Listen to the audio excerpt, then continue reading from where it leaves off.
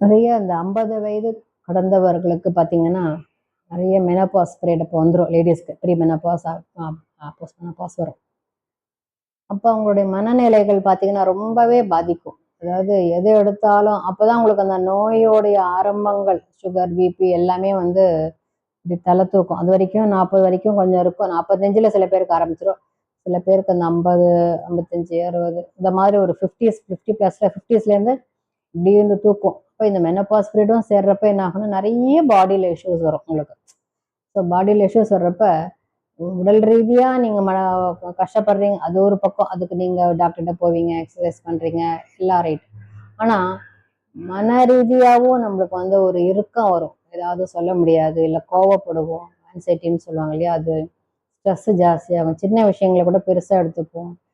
அப்போ நம்ம குடும்பத்திலேயும் நிறைய கடமைகள் இருக்கும். அந்த கடமைகள் வந்து முடிப்போம், சில நேரங்கள் தள்ளி போகும். ஸோ நிறைய வந்து பெண்களுக்கு வந்து சொல்ல மாட்டாங்க. வீட்டில் இருக்கிறவங்க கிட்ட எரிஞ்சு எரிஞ்சு விழுவோம். ஆஃபீஸில் வேலை பார்க்குறவங்களாம் அங்கேயும் வந்து கோவம் இருக்கும். ஏன்னா நம்ம உடல்நிலை இங்கேயும் வீட்லேயும் பார்க்க முடியாது, அங்கே போயும் செய்ய முடியாது. இது திருவசங்க சொர்க்கம் மாதிரி ரெண்டு பக்கமும் நம்மளுக்கு வந்து அந்த ஒரு அந்த அந்த ஒரு ஃபாஸ்ட்னஸ் போயிடும் உடம்புல, இந்த ஹெல்த்ன்ற இஷ்யூஸில்.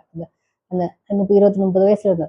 ஸோ இப்படி இருக்கிற பெண்களுக்கெல்லாம் என்ன பண்ணணும்னா, தினமுமே நீங்கள் உடற்பயிற்சியோட சில தியானங்களும் நீங்கள் வந்து கற்றுக்கணும்.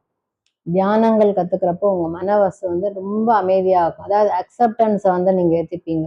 ஓ இதுதான் அப்படின்னு. எக்ஸசைஸ் பண்ணுறப்போ உங்கள் உடல் இருக்கிறத கூட மனது அமைதி ரொம்ப முக்கியம். மனிதருக்கு மென்டல் பீஸ் ரொம்ப முக்கியம். அது வந்து உங்களுக்கு வந்து எப்போ கிடைக்கும்னு கேட்டிங்கன்னா, பிராணாயாமமும் அடுத்தது வந்து உங்களுக்கு தியானங்கள் பண்ணுறது மூலிமா தான் உங்களுக்கு வந்து நிறைய கிடைக்கும். நீங்கள் ஏதாவது ஒரு இன்ஸ்டியூஷனில் தியானம் மாதிரி கற்றுக்கலாம், தீட்சை எடுத்துக்கலாம். இல்லையா ஒரு நிமிஷம் ஏதோ ஒரு டைம் ஒதுக்கிட்டு உங்கள் சுவாமி முன்னாடியே உட்காந்துட்டு ஒரு கண்ணை மூடிட்டு ஒரு டைம் எடுத்துக்கோங்க.